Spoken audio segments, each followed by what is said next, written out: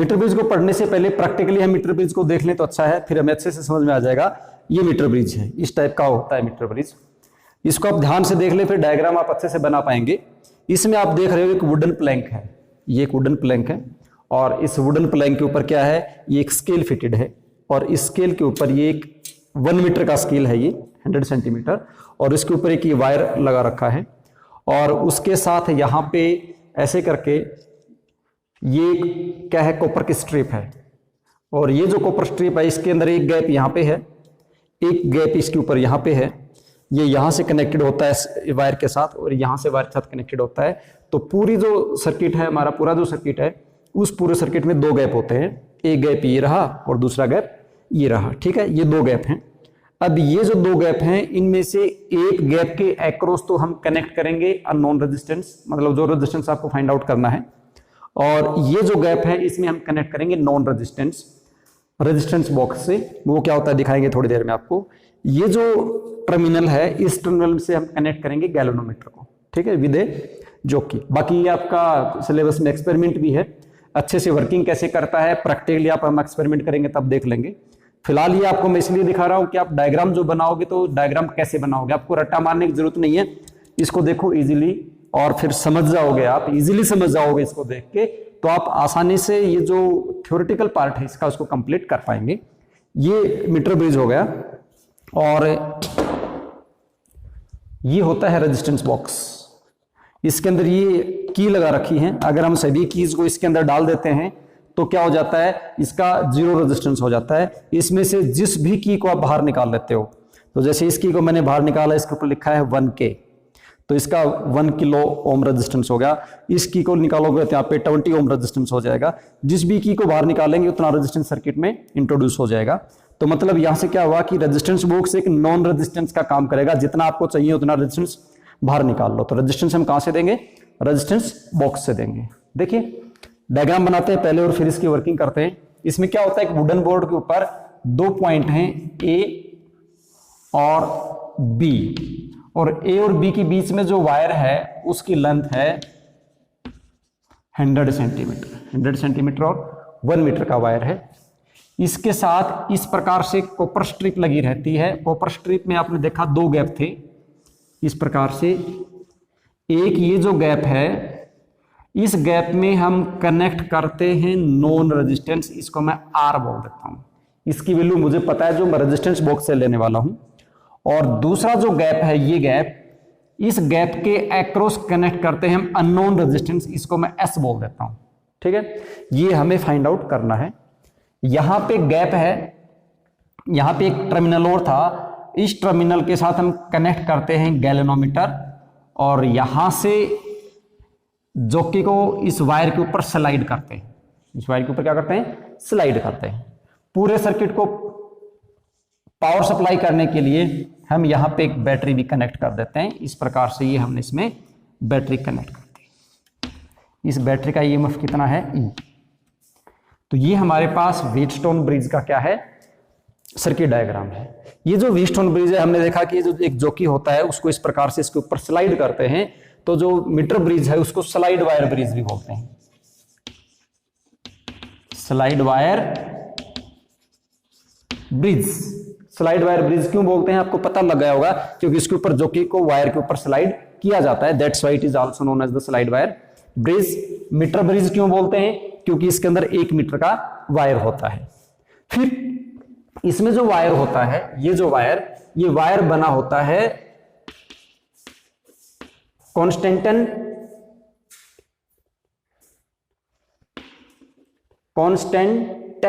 या फिर मैग्नीन। कॉन्स्टेंटन और मैग्नीन का ये वायर बना होता है। यहां से ये आपसे क्वेश्चन पूछा जाएगा, why this wire is made of constantan और मैग्नीन। इस वायर को हम कॉन्स्टेंटन का और मैग्नीन का क्यों बनाते हैं, ये क्वेश्चन भी आपसे एग्जाम में पूछेगा। तो पहले हम उसी को डिस्कस कर लेते हैं इसकी थ्योरी पढ़ने से पहले। हमने क्या देखा, इधर ध्यान दीजिए, हमने रेसिस्टिविटी का और टेम्परेचर का ग्राफ बनाया था। टेम्परेचर और रेसिस्टिविटी का डिफरेंट मटेरियल्स के लिए। अगर कंडक्टर्स के लिए हमने ग्राफ बनाया था तो ऐसा ग्राफ आया था। इसको मैं लिख देता हूं सी फॉर पूरा नाम ही लिख देता हूं,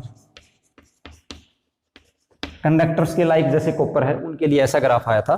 और अगर हम लेते हैं सेमीकंडक्टर, तो सेमीकंडक्टर का ये ग्राफ आया था। ये ग्राफ किसका था?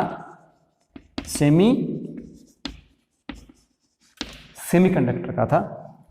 और एक ग्राफ आपके पास एक इस प्रकार से लाइन आ रही थी, लगभग टेम्परेचर एक्सिस के पैरेलल, नियरली पैरेलल था, एग्जैक्ट पैरेलल तो नहीं था, बट नियरली टाइम एक्सिस के पैरेलल आता है। ये जो है ये है कॉन्स्टेंटन या फिर मैंगानीन के लिए। किसके लिए? कॉन्स्टेंटन और मैंगानीन के लिए। यहां से हम देखते हैं कि इन मटेरियल्स में ये जो कॉन्स्टेंटन और मैंगानीन वाला है, इसका रेसिस्टिविटी टेम्परेचर के साथ चेंज नहीं होता है। इसकी रेसिस्टिविटी टेम्परेचर के साथ चेंज नहीं होती है। तो हम क्या बोल देते हैं कि रो इसकी क्या होती है? कांस्टेंट होती है। रो क्या होती है? कांस्टेंट होती है। तो इसलिए हम क्या करते हैं? कॉन्स्टेंटन और मैंगानीन को यूज करते हैं। अब आप कहोगे कि कांस्टेंट होने से क्या फायदा हुआ? तो आपने पढ़ा था कि जो रेजिस्टेंस या रेसिस्टिविटी होती है आर और रो, वो क्या होता है? कंडक्टर्स के लिए, मतलब कंडक्टर्स हो गए, या फिर ये जो कंस्टेंट मैंगानीन एलॉय हैं, ये भी कंडक्टर की श्रेणी में आते हैं। ये inversely directly proportional to temperature होते हैं। रेजिस्टेंस और रेसिस्टिविटी डायरेक्टली प्रोपोर्शनल टू क्या होता है? टेम्परेचर होता है। अगर टेम्परेचर बढ़ेगा तो रेजिस्टेंस बढ़ेगा, टेम्परेचर घटेगा तो रेजिस्टेंस घटेगा। तो इसका आप देखो, हमने बैटरी कनेक्ट कर रखी है वायर के दोनों टर्मिनल के अक्रॉस। हमने क्या कर रखा है? यहां और यहां बैटरी कनेक्ट की हुई है।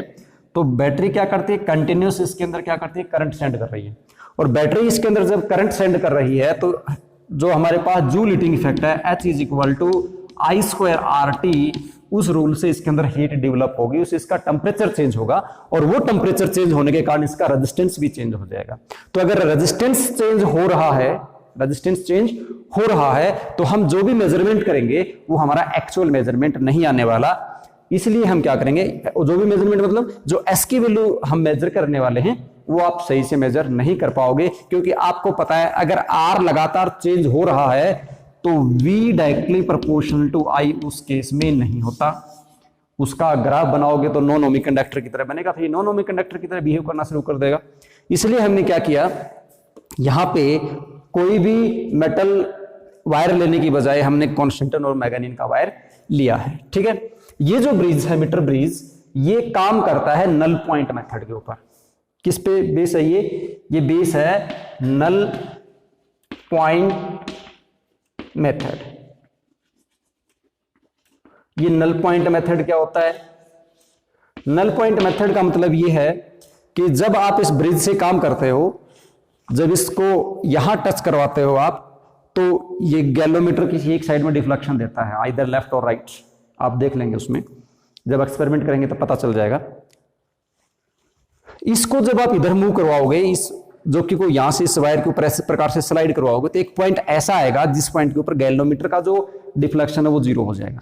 गैलोमीटर डिफ्लेक्शन होने का मतलब है फिर इस आर्म के अंदर कोई करंट नहीं होगा, और कोई करंट नहीं होने का मतलब ये है कि इस रेजिस्टेंस का और इसका जो रेशियो है वो बराबर हो जाएगा। यानी यहां से लेकर यहां तक, सपोज करो इसको मैं मान लेता हूं P, और यहां से लेकर यहां तक इसको मैं क्या मान लूं? Q। तो P/R = Q/S हो जाएगा उस केस में। तो यहां पे जो हमें नल पॉइंट मिलेगा गैलोमीटर में, इसलिए हम इसको क्या बोलते हैं? नल पॉइंट मेथड बोलते हैं कि इसके ऊपर ये काम करता है। दूसरी बात, इसके अंदर हम क्या करते हैं? हम प्रीफर करते हैं कि हमारा जो नल पॉइंट है ये हमेशा इसके वायर के सेंटर में आए। ये बात आपको ध्यान रखनी है। नल पॉइंट आपका ये, जैसे वायर 100 सेंटीमीटर, हम कोशिश करेंगे कि जो 100 सेंटीमीटर है तो 50 इधर आ जाए और 50 इधर आ जाए, वहां पे हमारा नल पॉइंट आए। उस तरह से हम इस आर को सिलेक्ट करते हैं। ऐसा हम इसलिए करते हैं क्योंकि ऐसा करने से आपकी जो एस की वैल्यू आएगी वो बिल्कुल एक्यूरेट के नजदीक आएगी। ठीक है, अब देखो वो कैसे आएगी, अब हम थ्योरी पढ़ेंगे तो आपको समझ में आ जाएगा।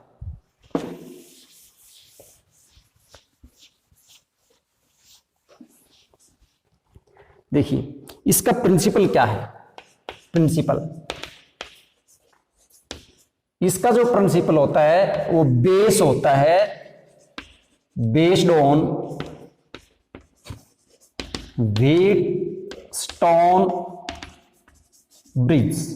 Wheatstone bridge, that is at balance condition that is at balance condition, at balance condition P by Q is equal to R by S भी लिख सकते हो, P by R is equal to Q by S भी लिख सकते हो।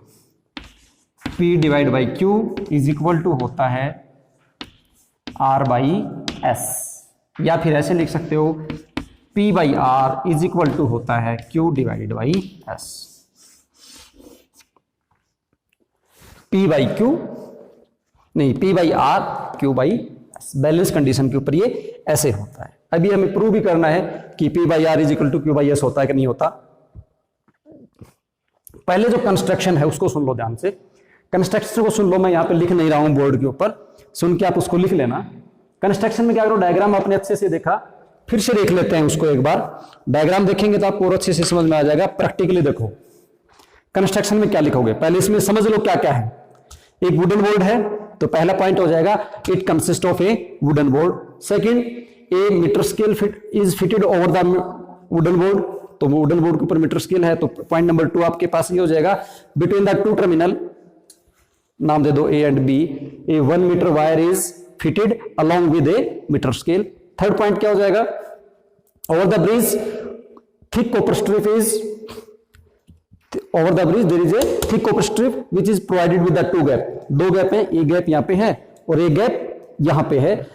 Across one gap we connect the non resistance, across other gap we connect the unknown resistance, and a galvanometer is connected with the third terminal which is in between the two gap, यहां पे हम connect कर देंगे। ये इसकी सारी क्या है, कंस्ट्रक्शन है। यहां पे आपसे एक क्वेश्चन और पूछा जा सकता है कि ये जो थिक कॉपर स्ट्रिप हमने यूज की, थिक कॉपर स्ट्रिप हमने यूज की, तो ये थिक कॉपर स्ट्रिप क्यों यूज करते हैं, ऐसा क्वेश्चन भी पूछेगा आपसे कि why we use thick copper strip in metre bridge, metre bridge में थिक कॉपर स्ट्रिप क्यों यूज करते हो। जैसे ये जो स्ट्रिप है ना, ये थिक है, इस प्रकार से मोटी मोटी होती हैं ये, तो इनको क्यों यूज करते हैं।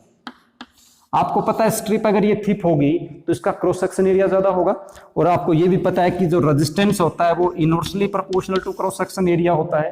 तो थिक कॉपर स्ट्रिप यहाँ पे कनेक्ट करने का मकसद हमारा ये है कि ऐसा करने से ये जो कनेक्टिंग वायर्स हैं, जो ये जो वायर हैं सारी, इनका रेजिस्टेंस यहां से नेग्लेक्ट हो जाएगा, क्योंकि ये थिक लेंगे तो नेग्लिजिबली स्मॉल रेजिस्टेंस हो जाएगा। तो हमारे सर्किट में जो हम मेजर करने वाले हैं, हमारा पूरे का पूरा जो फोकस है फिर इस एस के ऊपर रह जाएगा, और इनको हम क्या कर देंगे, इग्नोर कर देंगे। तो क्यों किया हमने use, because thick copper strip reduce the resistance of connection wires, connection wire का जो रेजिस्टेंस उसको रिड्यूस कर देंगे, that's why we use the thick copper strips. देखिए वर्किंग हम करते हैं अब इसकी। वर्किंग में ऐसे ले लेते हैं कि ये जो वायर है, ये जो वायर है, इसमें से करते हैं वर्किंग में। लेट कंसीडर, लेट आर क्या है, R is equal to resistance per unit length of wire. ये जो वायर हमने यूज की है इसकी यूनिट लेंथ, यूनिट लेंथ मतलब ये 100 सेंटीमीटर है, तो 1 सेंटीमीटर का रेजिस्टेंस है, सपोज करो वो कितना है, आर है, क्योंकि एक्चुअल न्यूमेरिकल वैल्यू में पता नहीं है ना, तो थ्योरी के अंदर तो कंसीडर करके चलते हैं। तो कंसीडर कर लिया कि यूनिट लेंथ का रेजिस्टेंस कितना है, आर है। And balance point is obtained at length L from A. ये ए है हमारा, वो टर्मिनल बी है, तो ए से एल लेंथ के ऊपर हमें क्या मिला, ए से एल लेंथ के ऊपर हमें क्या मिला, बैलेंस पॉइंट मिला। तो पीछे का ये कितना हो जाएगा, ये हो जाएगा 100 माइनस एल, टोटल 100 है ना, तो ये एल कितना हो गया, 100 माइनस एल। ये जो बैलेंस पॉइंट है, इस पॉइंट को मैं नाम दे देता हूं, इसको सपोज करो नाम दे दिया हमने टी। क्या नाम दे दिया, टी नाम दे दिया। अब देखो ए से लेके टी तक का रेजिस्टेंस कितना हो जाएगा, ए से लेके टी तक के रेजिस्टेंस को मैंने पी कंसीडर किया था, तो पी किसके बराबर हो जाएगा, एल लेंथ आई है, यूनिट लेंथ का रेजिस्टेंस कितना, आर, तो एल लेंथ का कितना हो जाएगा, एल इंटू आर, है ना। तो यहां पे हम लिख देंगे अब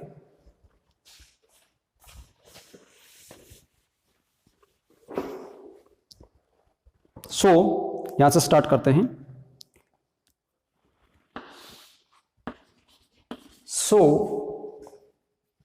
resistance P is equal to L into R हो जाएगा and Q is equal to हो जाएगा 100 minus L into R, 100 minus L into R. समझ गए ना? P कौन था? यहां से लेकर यहां तक का रेजिस्टेंस, वो कितना हो गया? L into are. Q कौन था? यहां से लेकर यहां तक का रेजिस्टेंस हो जाएगा 100 माइनस एल इंटू आर। ठीक, according to bridge principle, according to bridge principle. Bridge principle क्या बोलता है? P डिवाइड बाई Q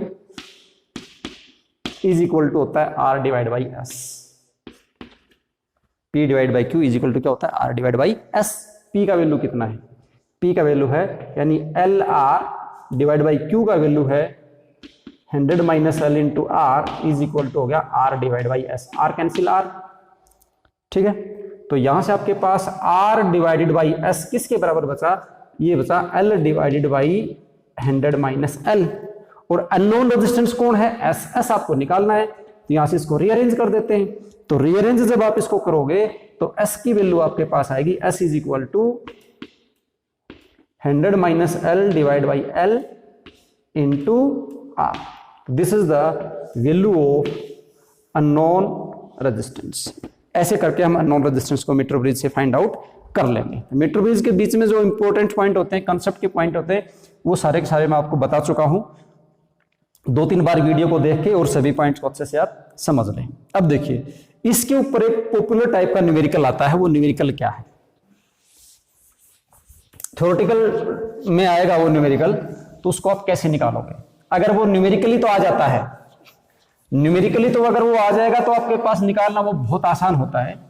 लेकिन अगर वो मान लीजिए आपको न्यूमेरिकल वैल्यू नहीं देता है, तो उस केस में आपकी कैलकुलेशन थोड़ी सी बड़ी हो जाती है। तो देखो कैसे होगा। क्वेश्चन आपके पास ऐसे आएगा कि ये कोई मीटर ब्रिज है और इस मीटर ब्रिज में ये रेजिस्टेंस लगे हुए, ये रेजिस्टेंस है R, ये रेजिस्टेंस कितना है? S। और ये मीटर ब्रिज के साथ यहाँ पे बैटरी कनेक्टेड है। बैटरी को किधर भी कनेक्ट कर दो, कोई फर्क नहीं पड़ने वाला। मीटर ब्रिज पे क्वेश्चन और है, जैसे यहां पे है, यहां पे ये आपके पास गैल्वेनोमीटर है और ये बैलेंसिंग लेंथ हो गया आपके पास L। तो ये कितना हो जाएगा? 100 माइनस L। ये कहेगा जब R और S हमने ऐसे कनेक्ट कर रखे थे तो हमारे पास बैलेंसिंग लेंथ मिलती थी L के ऊपर फ्रॉम A। बैलेंसिंग लेंथ कहां मिल रही थी? L के ऊपर मिल रही थी। अब वो बोलता है an unknown resistance X is connected in parallel with S। X के साथ हमने S के साथ एक रेजिस्टेंस X कनेक्ट कर दिया। तो आप ये बताइए, अब जो बैलेंसिंग लेंथ है, अब जो बैलेंसिंग लेंथ है वो बैलेंसिंग लेंथ होगी इस प्रकार से। ये हो गया L1, यहां मिली बैलेंसिंग लेंथ है, ये यहां चला गया, यहां तक L1 और ये हमारे पास बच गया 100 माइनस L1। X की वैल्यू बताइए कितनी है in the term of L1 L2, जो भी आपसे पूछे कॉन्सेप्ट देख ले कैसे सोल्व करेंगे। क्वेश्चन समझ में आया आपको? क्वेश्चन ये पूछेगा पहले R और S कनेक्ट कर रखे थे तो बैलेंसिंग लेंथ हमें L पे मिलती थी। S के पैरेलल में एक रेजिस्टेंस X कनेक्ट कर दिया हमने, तो जब S के पैरेलल में X कनेक्ट करते हैं तो बैलेंसिंग लेंथ जो होती है वो A से L1 हो जाती है। तो आप X की वैल्यू बताइए। तो देखिए X की वैल्यू कैसे बताओगे? यहां से आपके पास 2 कंडीशन दे रखी है इसने। पहली कंडीशन में X नहीं था तो उसको यूज कर लो आप। तो देखिए बहुत ही सिंपल है, ज्यादा आपको कंफ्यूज होने की जरूरत नहीं है। जब हमारे पास R और S थे तो ब्रिज हमारे पास क्या होगा? L डिवाइडेड बाई R होगा। L divide by R is equal to 100 minus L divided by S। ऐसे ही होगा ना, अभी भी हमने किया था, दिस बाई दिस और दिस बाई दिस। इसके साथ भी R था, इसके साथ भी स्मॉल r था, तो R से R कैंसिल हो जाता है। तो इसको आप ऐसे कर लो, this length divided by this resistance and this length divided by this resistance. तो इसको हमने लिख दिया L by R is equal to 100 minus L divided by S। अब देखो दोनों जो केस हैं, ये जो केस है सेकंड केस है, उस केस में इस R पे कोई फर्क नहीं पड़ने वाला है। दोनों केस में जब हमने X नहीं कनेक्ट कर रखा था तो भी ये R ही था, X कनेक्ट कर देंगे तो भी ये R ही रहेगा। तो दोनों केस में R पे कोई फर्क नहीं पड़ने वाला है, तो यहां से R निकाल लो। R इज इक्वल टू आपके पास बच जाएगा 100 माइनस L। R आपके पास हो जाएगा LS divide by 100 minus L. ये तो था केस नंबर 1, केस नंबर 1। अब केस 2 देखिए, केस नंबर 2 क्या बोलता है। जब इसको मैं पैरेलली कनेक्ट करता हूं तो इसका इक्विवेलेंट रेजिस्टेंस कितना हो जाएगा, SX divide by S plus X हो जाएगा पैरेलल कॉम्बिनेशन का। Let's consider it S dash, इसको मैं एक बार S डैश बोल देता हूं। तो दूसरे केस में आपके पास क्या हो जाएगा, L divided by R is equal to L1 divided by R is equal to 100 minus L1 divided by S dash. क्योंकि जब X को इसके पैरेलली कनेक्ट करते हैं तो हमारे पास यहाँ पे जो बैलेंसिंग लेंथ है वो L1 पे मिलती है। कहाँ मिल रही है, इस लेंथ के ऊपर, L1 लेंथ के ऊपर मिल रही है। तो पीछे वाली लेंथ 100 माइनस L1 हो गई।